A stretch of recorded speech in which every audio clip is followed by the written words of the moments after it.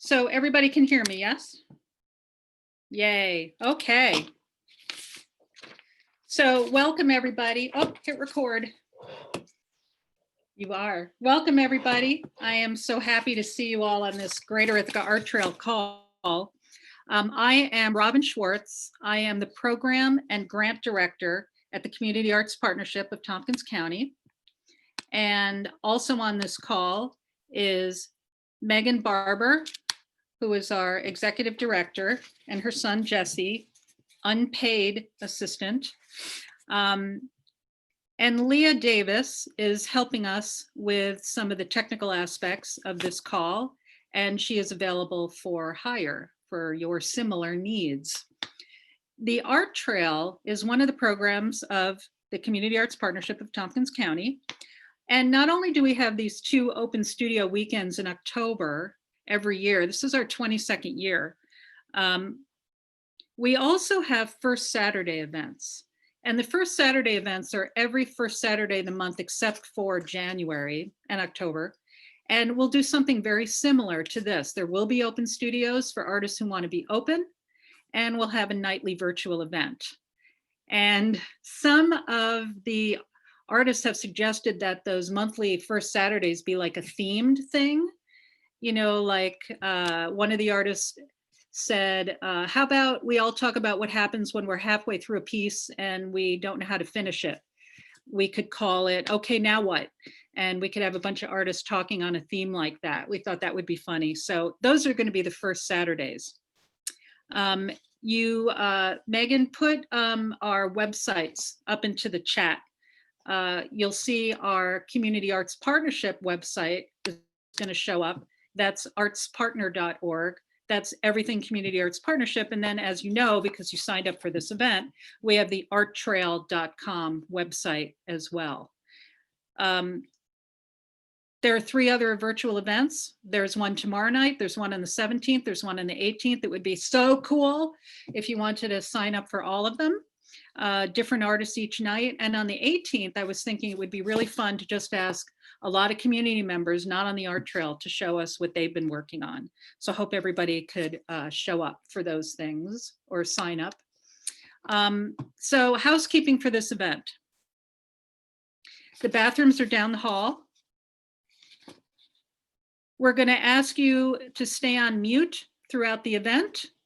There's a lot of ambient noise on Zoom, so you're going to be on mute. But if you want to communicate anything at any time, just hit the chat. You could communicate directly to me.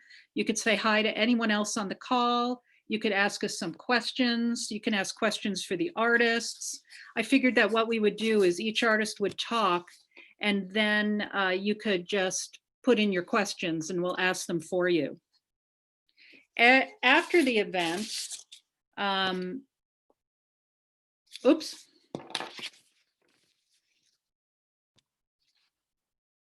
the event, if you want, this was an idea I had that I thought would be really fun. If you want to show us something that you've been working on, you could just hold it up to the screen or move your camera to show us something. I thought that would be fun for the people on the call to show us what they've been working on.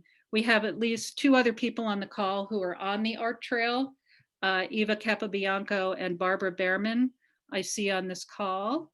So if you guys just want to show us something while, after we're done, that would be great. And then if you want, you could just stay on for an after party.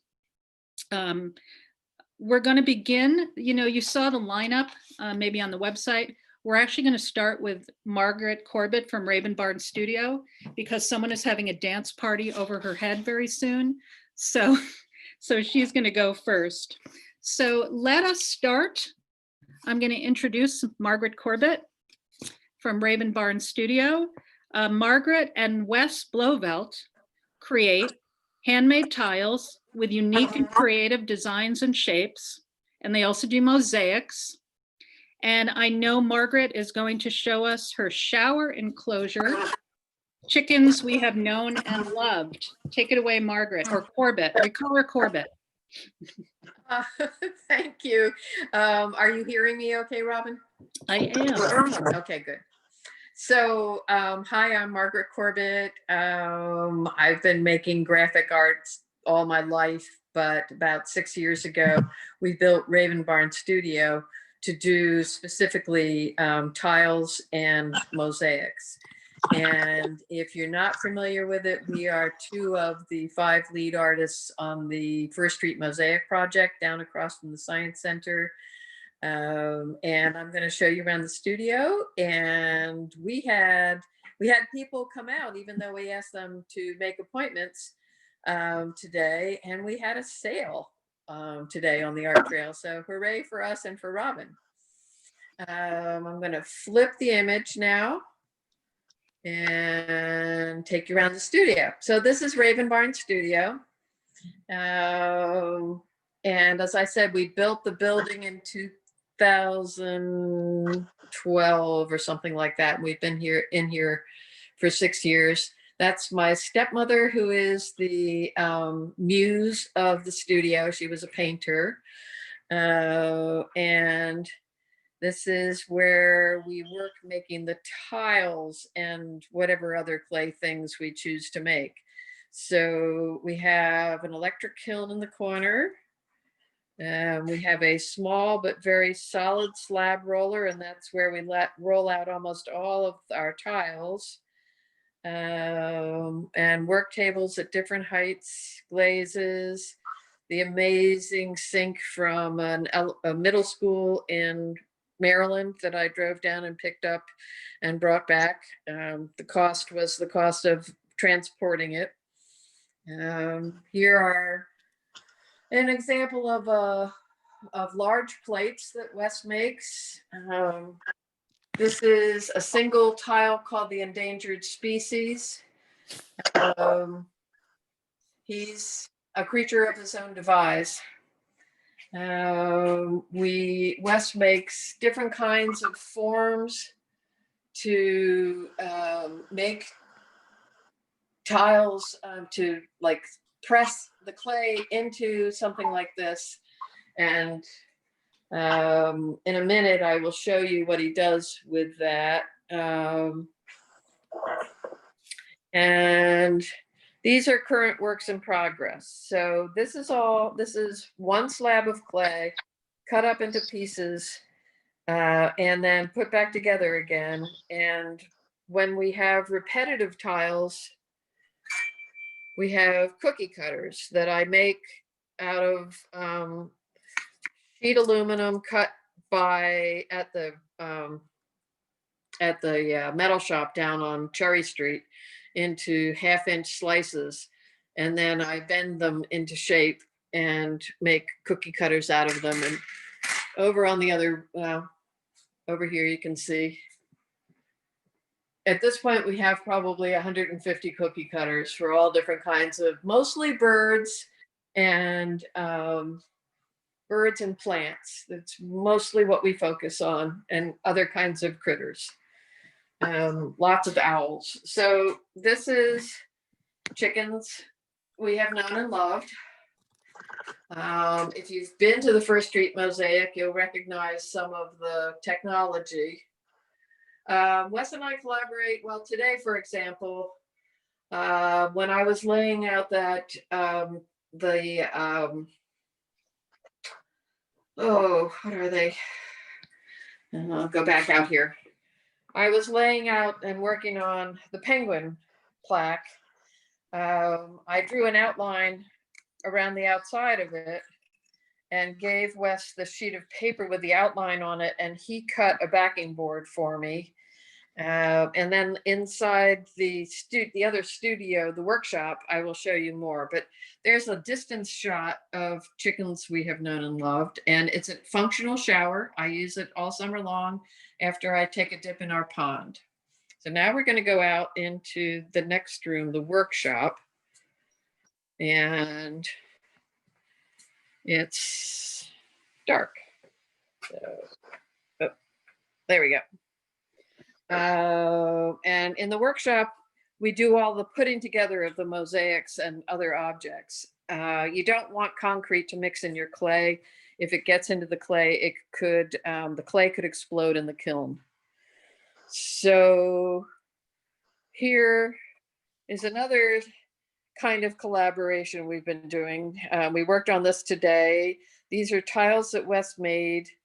We roll out the clay and then he forms the decorative surface with these smaller ones are pressed into a mold for plaster trim in Victorian homes. And the bigger ones are actually, it's a batik press that's pressed into the clay and then glazed. And it took both of us to figure out how to make our, what I want to call a radial arm saw over there in the distance to cut the right angles for the trim pieces in here. And then he rescued this old mirror from a closet. And we worked together this afternoon, at the end of the afternoon, trying to figure out the colors of things that could go into a frame surrounding it. So sometimes we work almost exclusively alone. This piece is my biggest piece for the summer. It's a hummingbird. It's hummingbirds and flowers. It's in progress, obviously, and I've done most of that work. It depends. It depends on our moods, and it depends on the kind of projects we're working on. But we both mostly know how to use all the tools in here. This is a wonderful tool. Let's see if,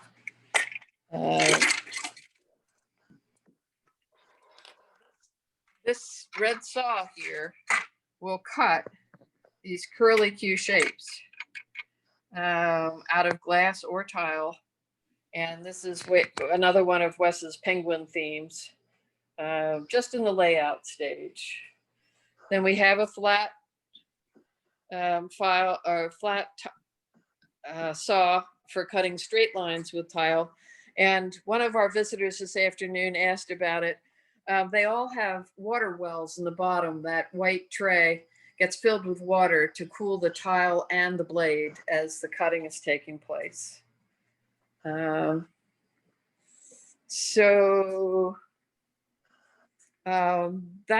pretty much, we have a gallery wall with different pieces. Oh yeah, show us the gallery wall. Yeah, so this is Raven Rising. And Wes makes the Raven tile. That one was made freehand.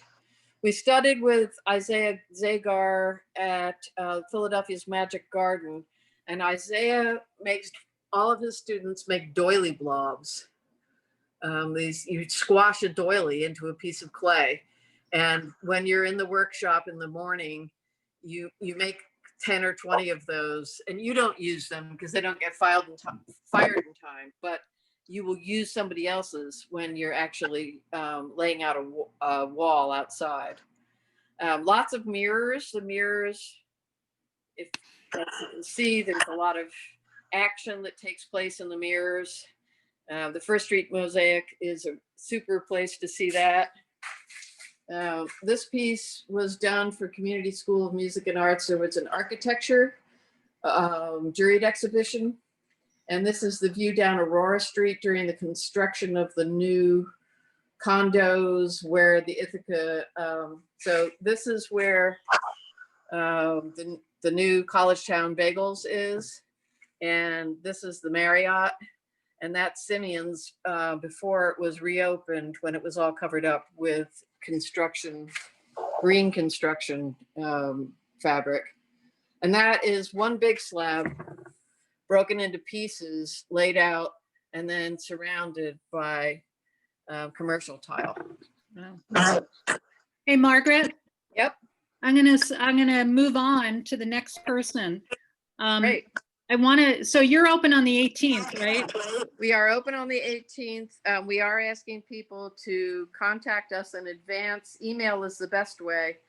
But you know, it doesn't, just let us know you want to come. We just don't want the space is tight, and if it's cool, we don't want to have to make people stand outside while they're right. Well, thank you so much, Corbett. Yep, and thank you. And please visit her website and her art trail page. And let's mute Margaret. So the next artist is Patty Porter. Patty is on Cold Spring Roads in Trumansburg. She is open tomorrow and she's open next weekend. And she is also asking folks to call ahead for an appointment. A few of the artists are asking for that, and you could see it on the PDF. There's a list of open artists on the arttrail.com page.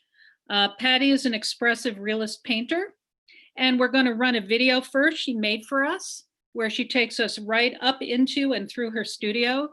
You can tell it's a video because it'll be daylight. And Patty is here with us and can answer any questions that you have.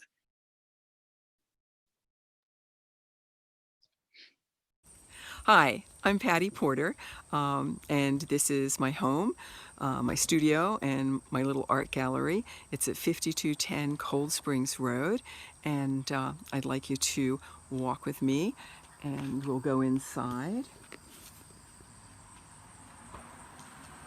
And this is our oversized entryway. We just did a renovation, and we thought, why not make it big enough to be a gallery?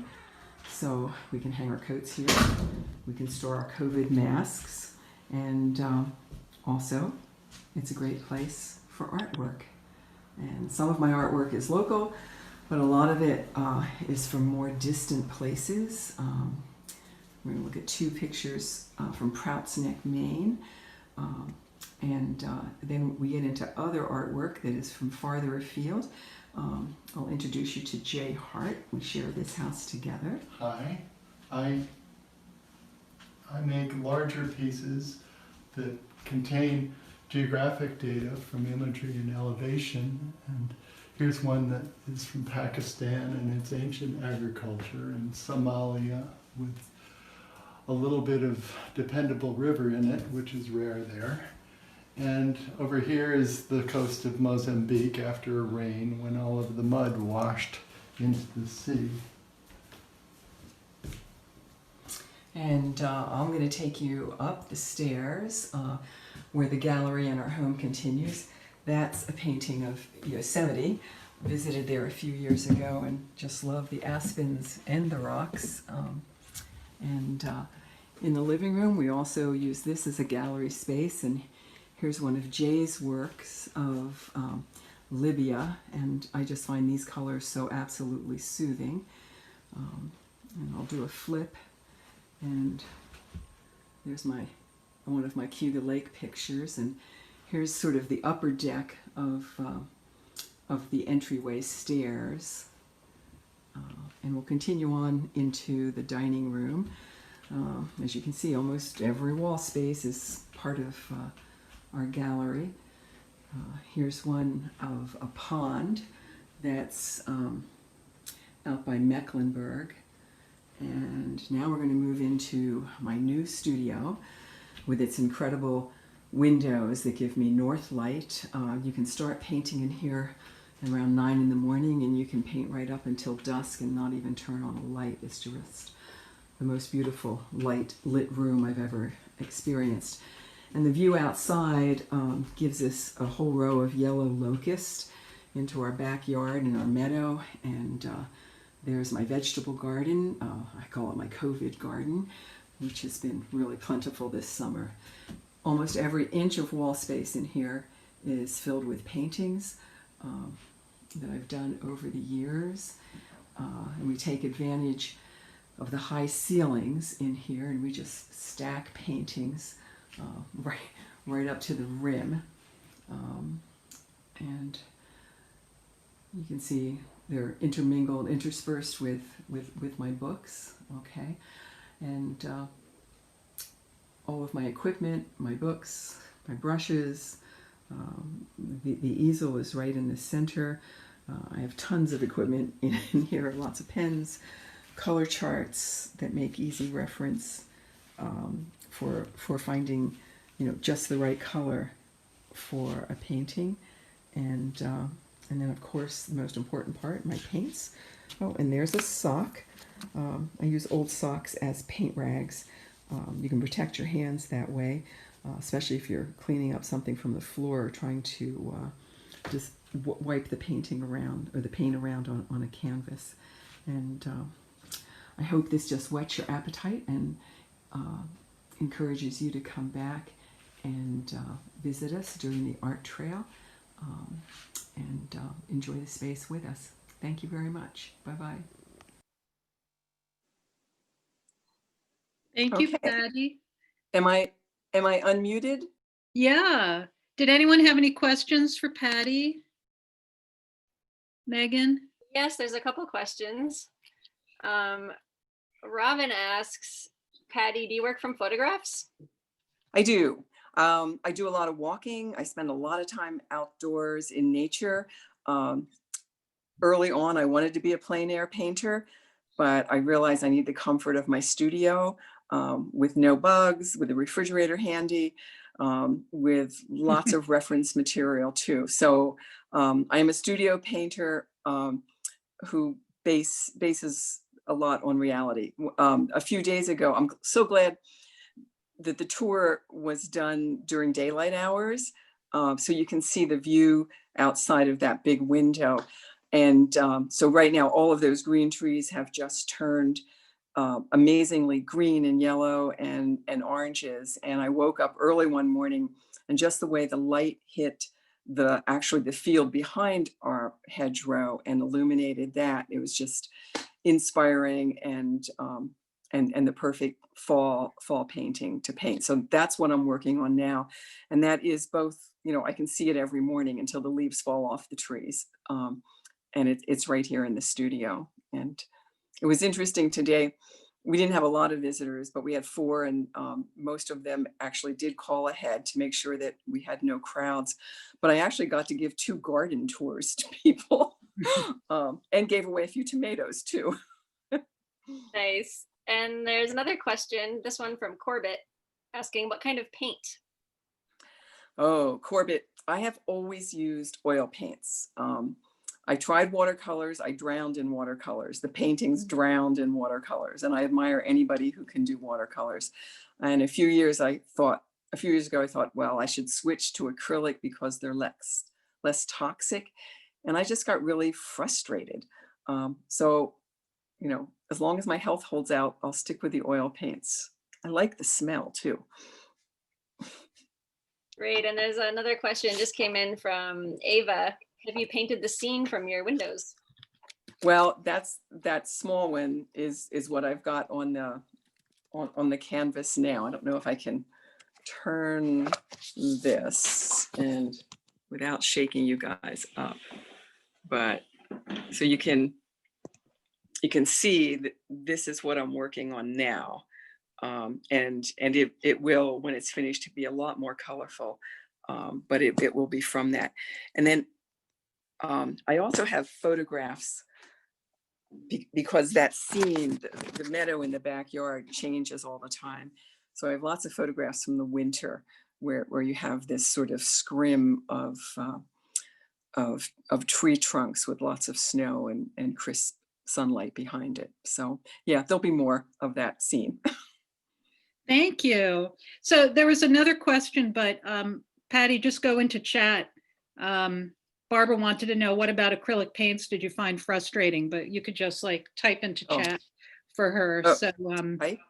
you know, it's funny what you said, Patty, about the giving away tomatoes, because I remember I ended up walking someone's dogs once on the art trail. I mean, it's really like meeting new people, having conversations. And of course, you're on their property. So you end up, I mean, I don't remember exactly how I ended up walking their dogs, but it was just part of the whole art trail experience. Yeah. Good conversations. Yeah.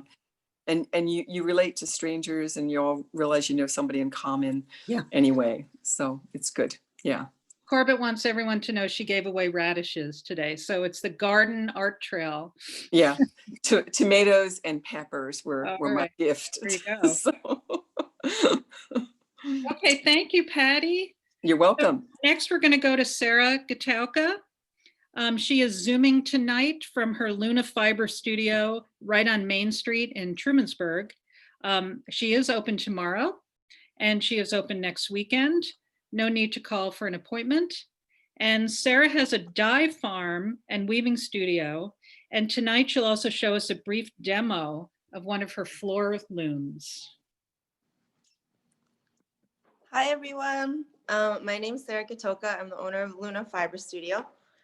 I'm just snacking here. I'm so hungry. I might not be articulate because I feel woozy. But let's see. Let me turn you around. So this is, I'm going to take you out front actually to show you the view from inside. Hopefully so this is Trumansburg, the big thriving city of Trumansburg, Main Street. This is my studio front. This is the amazing door sign that the SOS grant helped me get. So thanks, Cap. Thanks, Robin. This is like a view of the studio. It's not as big as the other two studios that you saw, but I'm still growing. Let's see. So this is some of the natural dye work that I've done. See. So this is a technique called eco printing. So with this technique, you take the plant stuff. Like Robin said, I grow all my own dye plants or I forage for them. And in this technique, you really just kind of smash up your dye stuff, fresh or dried, with the textile, and then you boil them or steam them instead of making like a full bath. Some of the indigo that I've done. This is a Shibori technique. Shibori is a Japanese resist dye technique. There's other stuff in there, but I'm going to show you some more indigo. This is so I've been growing indigo for, I don't know if you can see the color, if the camera is going to do it just, but I've been growing indigo for over 10 years, specifically Japanese indigo. And this year I got a variety from Korea, which is my birthplace. So it was very special to me. And these are some of the colors that I was able to get from it, which I'm really excited about. Let's see, what else do I have here? This is a rug that I wove. It's a Whitney Houston lyric. This was from a couple of years ago. I don't know if anybody wants to chime in and sing it, because I know you all know it. I know. That's it. I heard it. But so yeah, a couple of years ago, I was really obsessed with Whitney Houston, and I wove this rug. The yarn is dyed with Hopi sunflower. So these are flowers that I grow on the farm as well. The stuff on the walls, these are next level hashtag goal weaving goals. This is my friend Jose. He lives in Dryden, but he is a master Zapotec weaver from Oaxaca. He has hand spun, the dye farm is in Teaberg. It's at Remembrance Farm, which is an organic and biodynamic farm run by Nathaniel and Emily Thompson. So sorry, I got distracted by the chat box. So he hand spun, hand dyed with all natural dyes, and then hand wove these textiles. They're incredible. Come in and see them. These are some of the colors that I've been able to get over the years from my dye plants. And yeah, I want to leave a little time to show you how to weave. So maybe I'll back up and show you what the loom looks like. Also, this is my intern's work. This is some tapestry weaving that they are doing. But I think with floor looms, people often get really intimidated by them because they look like really complex machines, but they're actually quite simple, very simple engineering and mechanics. So I'll just take you through a little bit about weaving. One thing that I really like to kind of reiterate over and over again to my students is that all you need to weave is tension on strings. That's all it is, right? So that could be between two sticks, that could be between two people. In this case, it's between a front bar and a back bar. So these are my warp threads, and my weft threads, I'm gonna weave weft to right. Get it? Anyone get it? No, okay. So the way that I'm able to get different patterns in my cloth is dependent on two different factors. One factor is which warp thread do I attach to which harness? So if you look here, I have 4 harnesses. 1, 2, 3, and 4. And I can attach my warp threads to any of those 4 by threading these heddles. So that's one way that determines my pattern.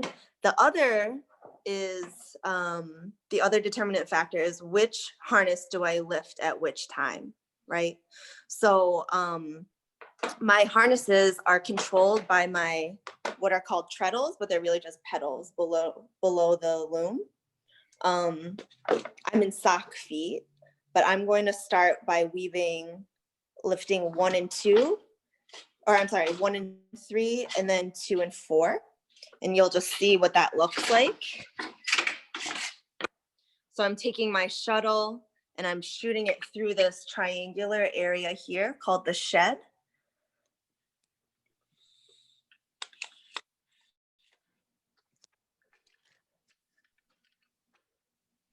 Okay, and then I'm switching my feet,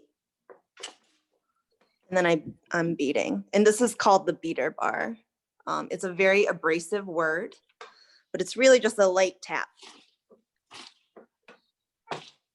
Okay.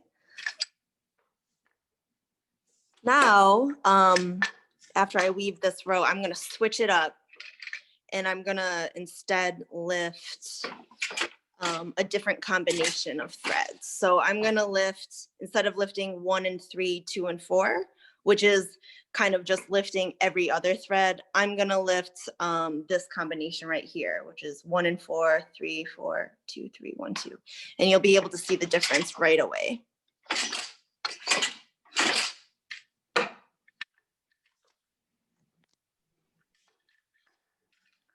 It's kind of hard weaving one-handed. I've never done this before. Are you able to see things? Like, does this make sense? Okay. Oh, yeah. Yes.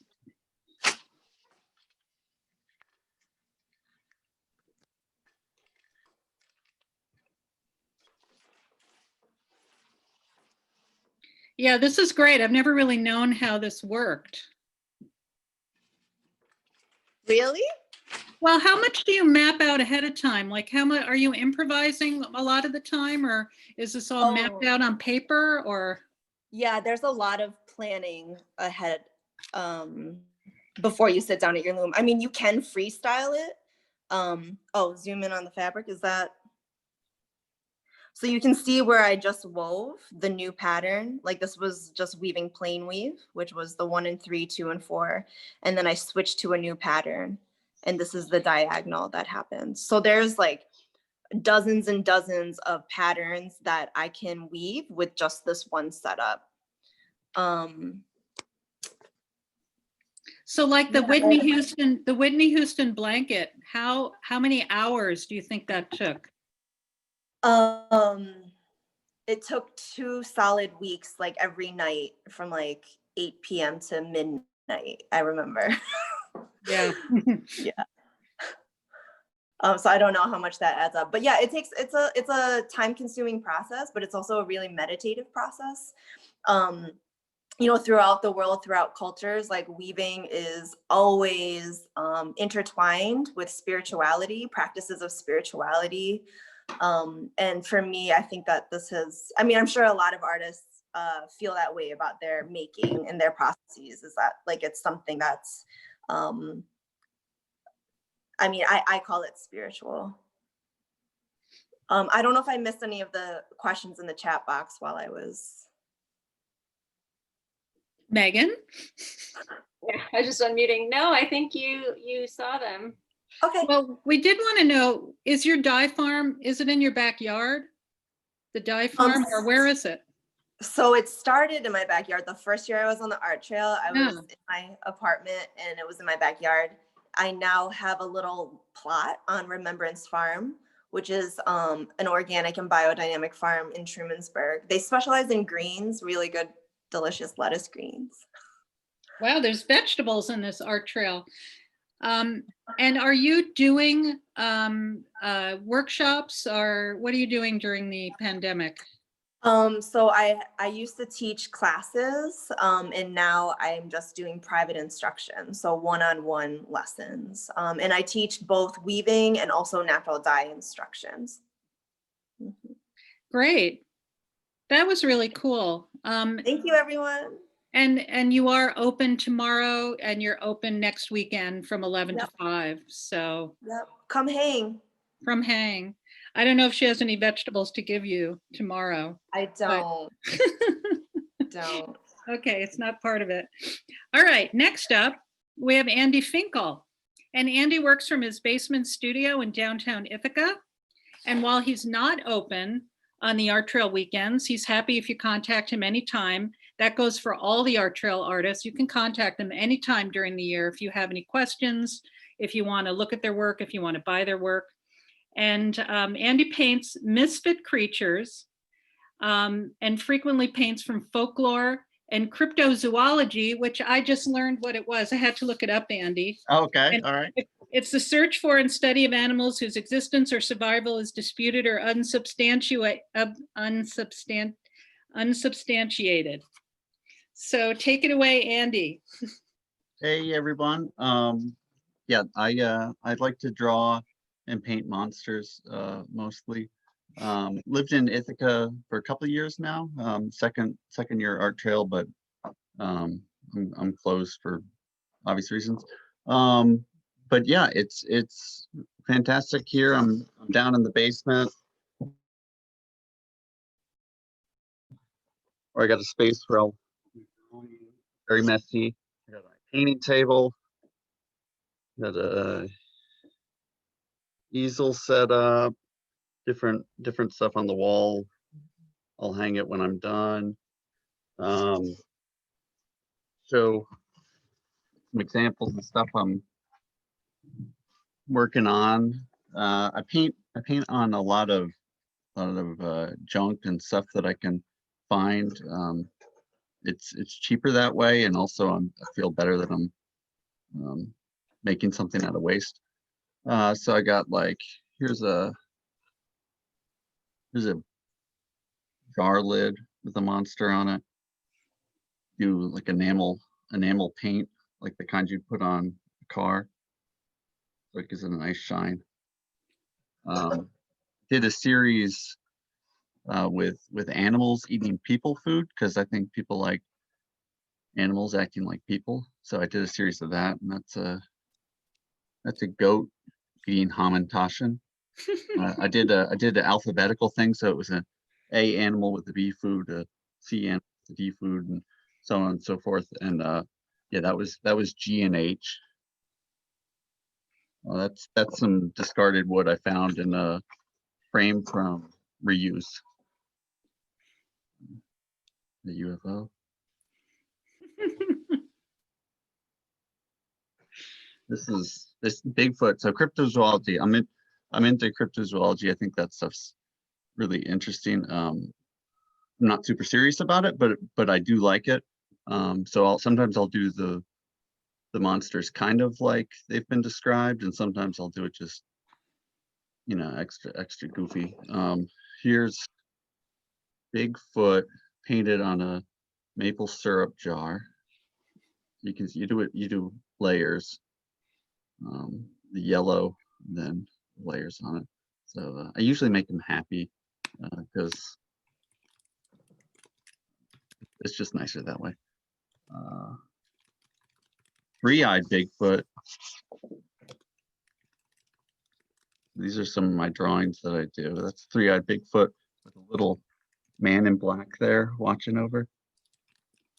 I've been doing a series of shows on Pegasus, the public access. Andy Finkel draws monsters or something, where I've been drawing monsters or something, but so far it's been monsters, but I put into something so I got some wiggle room, and I can always change if I need to. There's Lizard Man driving a van. Dude. We got a sea monster. He's smoking a cigarette, which is not good, but I thought it was funny because he's underwater. And then there's things that I haven't yet colored yet. I'll do pencil and then pen. Then I'll be using Copic or Prismacolor markers, or the generic ones that I can find. But yeah, I try to be busy, try to keep busy in Monster Hunter books. I'm looking at questions now. Okay. Is Monster, I don't know if Monster Hunter books is like a series, is like if that's a series of books about a monster hunter, or if I just read books about the search for monsters. I don't But know. I Margaret, type in what the Monster Hunter books are. what kind of paint do I use? Reuse. Reuse is my number one source for materials. Other than stuff I just find. I think it's an amazing thrift store, and I think it has a good mission, and Ithaca throws away some, not throws away, because it's not thrown away. It's given, but there's some interesting stuff here. Like it's way more interesting than like a thrift store in your average town. Yeah, I love reuse. So a lot of stuff I get there. All my frames I get from there. Paint, I use acrylic. Mostly, I never really got into oil. I'm interested, but I never really did that. Thinking about watercolor, trying to branch out on that. Then the enamel, I'll do the stuff that like pinstripers do on cars. It sticks to like pretty much any surface, so I've been using that. It's pretty cheap and durable. Yeah, I'm going to read those books. I have not read that series, but I'm interested. I remember that whenever I travel somewhere, what I want to do is go to their reuse store or their Goodwill. It's Yeah. like, what do you want to do in San Francisco? I'm like, I want to go to Goodwill and find some cool stuff. Well, you get souvenirs. Yeah, you get souvenirs, and they're super affordable, and you get souvenirs. But yeah, I mean, Ithaca people, it's people come from all over and live here, so it's amazing the stuff that we find in the stores there. I absolutely love it. I love that you're using it. I also love that you create small things. Most of what you've shown us just now is small. Do you ever create really big things too? Yeah, I do, but not that much, because I'll vend at like different festivals and stuff under different circumstances.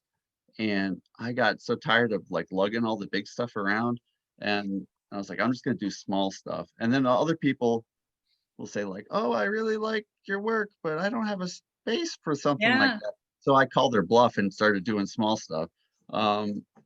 They still don't like it, but yeah, I know it's hard for people to say I don't have room for it when it's this big. but but yeah, I paint on, like I've painted on my van. I'll paint on larger stuff too. But I try to do the smaller stuff because it's easy, it's faster, and it's easier to send in the mail if somebody buys it. Yeah, I totally get that. I like your brain. Thank you. I like how your brain works. I mean, that's really what's so fun about all of this, is that each one of you who's presenting tonight is so different from everybody else. And I just love seeing everybody's creative vision, whether it's monsters in the basement or a chicken shower. I really appreciate this, you putting this on, because yeah, normally you wouldn't get to see everyone else and what they're doing. So it's it's unfortunate that this needed to be done, but it's a nice opportunity to see what other people are doing and how they work. It's nice. Well, it seems bizarre now that we didn't always do virtual events, you know? I mean, now that we have to do virtual events, it's like, well, of course, now people from all over the world can tune in to this. Do you know what I mean? It doesn't just have to be people who get in their cars. So thank Absolutely. you very much, Andy. Thank you. I think we asked the questions. Yes, we did. So next up is Michael Sampson. Michael's on Enfield Falls Road, and he is open tomorrow and next weekend. And he's going to show us his abstract paintings. They begin with a figure, and we're going to see his studio, and he'll give us some insight into how he draws or starts a painting with a live model. So here is Michael Sampson. Thank you, Robin. Well, I'll start by taking you on a tour of the paintings that I have around for the art trail. So I'll flip to switch camera right now.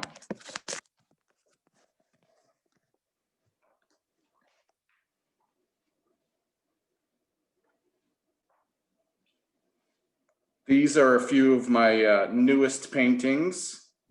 My paintings developed from my figure drawings, taken from live models.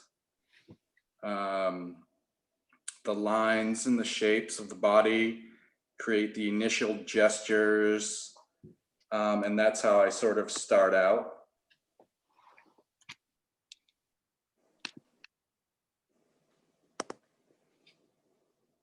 Some of the models that I use range from acrobats to ballet dancers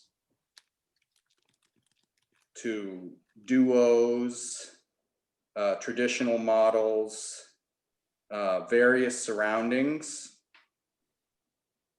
from museums, galleries,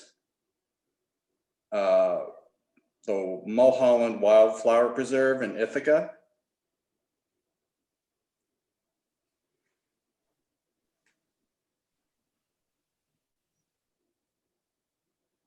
I like to keep a lot of paintings going at the same time. It helps to keep things fresh for me in the studio.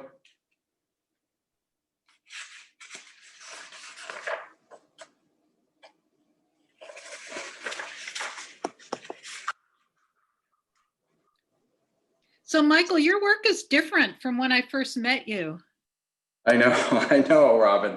Yeah. Robin and I met when I moved to Ithaca 20 years ago. Wow. And she was at a space at the Clinton House. And that was, I think, my first show here in Ithaca.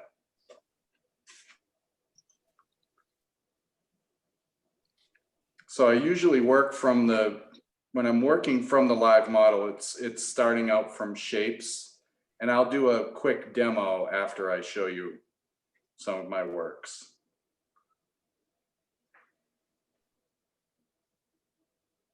I really like these. I'm always fascinated at the progression of artists, how their work changes over the years. Right. These have more white space. Yeah, I use a lot of white, or I have been using a lot of white lately.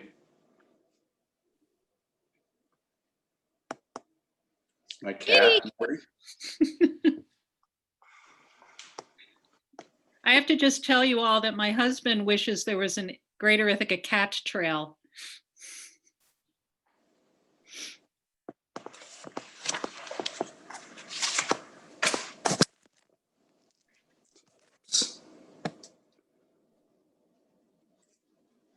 So those are the works that I have on display for the Ithaca Art Trail. And then I wanted to do a quick demo.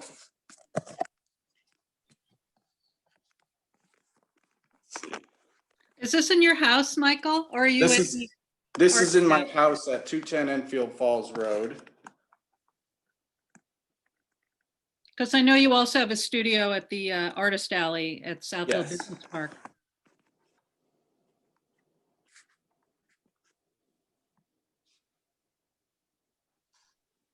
So I'll be doing a demo from, I normally use a real honest to goodness live model, but I'll be working from this photograph of an acrobat named Gretchen. And she's a hand balancer. So I'll do a quick demo here.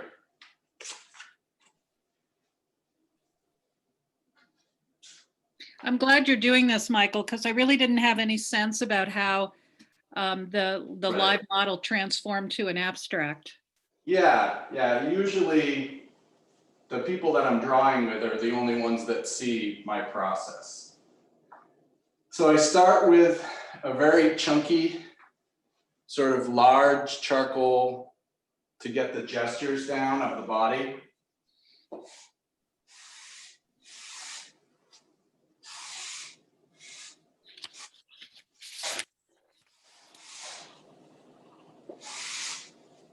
And this is sort of the base for what the paintings actually become. And then once I have the large chunky charcoal put on, I use something called a chamois, which is almost like a cloth piece, and it wipes off most of the charcoal.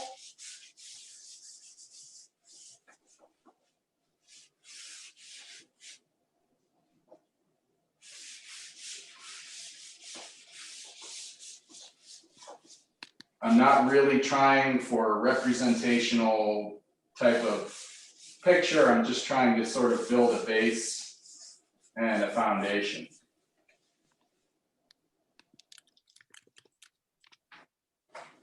And then I move on to a graphite, which is also a kind of chunky graphite pencil, all graphite, no wood.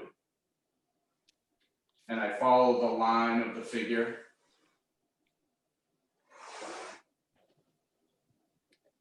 I like to use models that are dancers or acrobats because there's more motion to the body.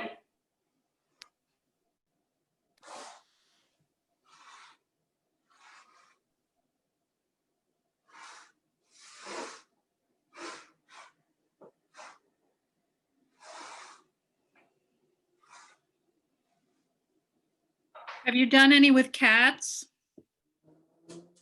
Yes, I have. They I don't know why I asked stay that still question. for very long though.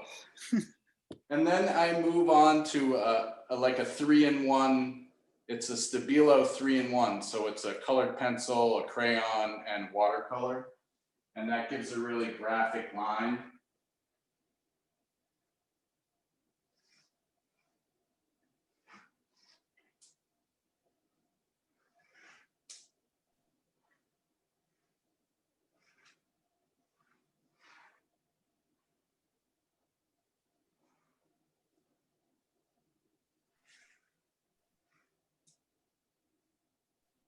Even though it doesn't show, I try to keep the entire figure inside the picture.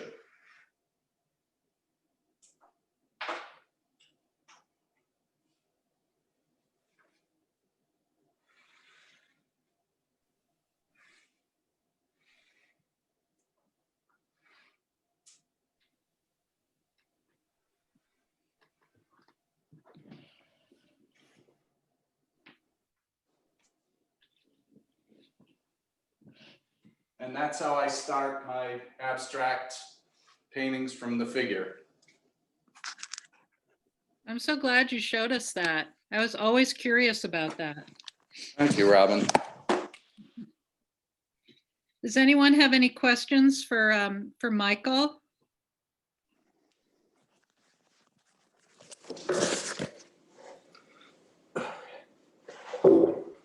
No questions. Michael.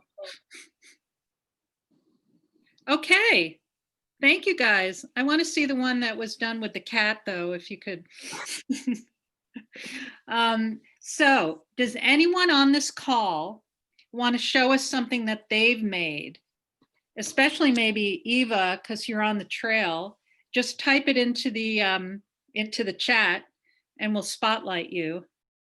I can show something I made. If no one does, yep, Eva's getting up. I'm going to get something that I made too.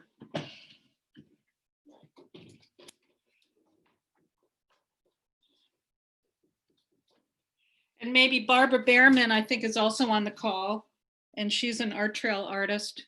Barbara, if you want to show us anything, just type right into the chat. Do you have something, Eva? Look. Yes.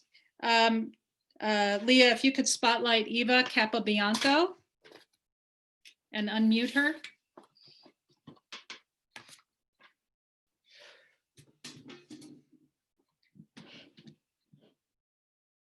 Can you find her? There we go. Hi, you guys. You're live, Eva. Okay, let's see. We figure out how to flip the screen here. Or you could just show it, like just hold it. Oh, yeah, did it.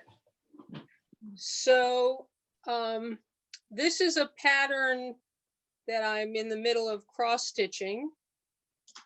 And it's actually a pattern that somebody gave me. So when this whole Black Lives Matter, when George Floyd was killed, I was really upset about it and decided to try to design some things like I did with the marriage equality series, but dealing with the racial issues. So I've designed one, and then this one is going, I found this daylilies pattern, and it turns out that daylilies represent motherhood. And so this piece will be combined with a quote from Ella Baker that says, "Until the killing of Black men and Black mothers' sons is as important as the killing of a white mother's son, we who believe in freedom cannot rest." So that's what I'm working on right now. But I haven't. Will you combine this with other materials? This one's just going to be just a straight cross stitch with the text stitched. And then it'll be framed with some kind of fabric, but I don't know what yet.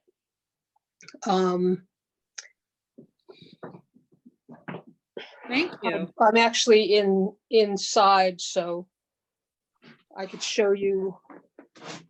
Or you're open, right? You're open tomorrow? Yes, I'm open tomorrow. I have been asked, this is one of my sculptures. I have been asking for people to make appointments. One person did make an appointment.